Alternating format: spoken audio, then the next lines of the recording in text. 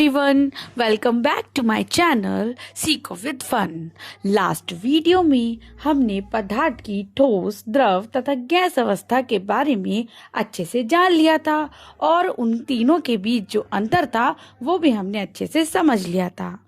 आज हम समझेंगे क्या पदार्थ अपनी अवस्था को बदल सकता है? Can matter change it's state? तो चलिए जानते हैं। यस, मैटर अपनी स्टेट को चेंज कर सकते हैं। मैटर अपनी स्टेट दो मेन रीजन से बदल सकते हैं। नंबर 1 इज तापमान यानी टेम्परेचर में बदलाव। नंबर 2 इज दाब यानी प्रेशर में बदलाव। आइए सबसे पहले तापमान परिवर्तन का प्रभाव यानी effect of change of temperature को जानते हैं। तापमान बढ़ाने पर ठोस द्रव अवस्था में और द्रव गैसीय अवस्था में बदल जाता है और तापमान घटाने पर गैस द्रव अवस्था में और द्रव ठोस अवस्था में परिवर्तित हो जाता है। अवस्था परिवर्तन के दौरान पदार्थ के अंदर क्या होता है और पदार्थ के कणों पर इसका क्या प्रभाव पड़ता है? आइए इन प्रश्नों का उत्तर जानने का प्रयास करते हैं। ठोस का द्रव में परिवर्तन, सॉलिड टू लिक्विड चेंज, जिसको हम गलन बोलते हैं और इंग्लिश में मेल्टिंग बोलते हैं।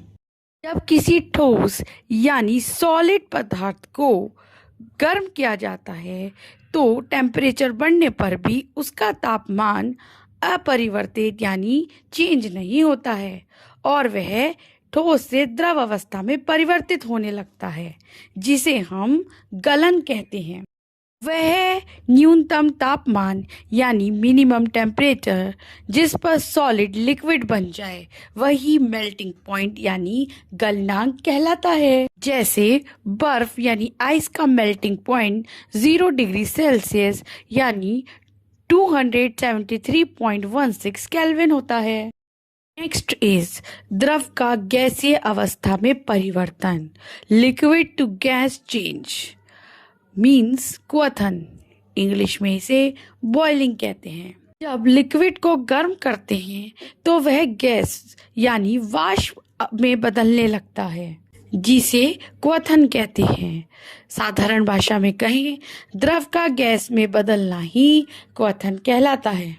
टेम्परेचर जिस पर द्रव गैस अवस्था में परिवर्तित हो जाए वही बॉइलिंग पॉइंट यानी क्वथनांक कहलाता है। नेक्स्ट इज गैस का द्रव अवस्था में परिवर्तन यानी संघनन, जिसको कंडेंसेशन भी बोलते हैं। गैस या वाष्प का ताप कम करने पर गैस को लिक्विड अवस्था में बदलना ही संघनन कहलाता है, जिसे कंडेंसेशन कहते हैं। जब किसी गैस का ताप कम करके ठंडा किया जाता है तो उसके कणों की गतिज ऊर्जा इतनी ज्यादा कम हो जाती है कि कणों की गति अत्यंत धीमी यानी स्लो हो जाती है, जिसके कारण वह एक दूसरे के पास आ जाते हैं और उनके बीच आकर्षण बल भी लगने लगता है, जिससे गैस द्रव अवस्था में परिवर्तित हो जाती है। द्रव से ठोस अवस्था में परिवर्तन मीन्स हिमीकरण।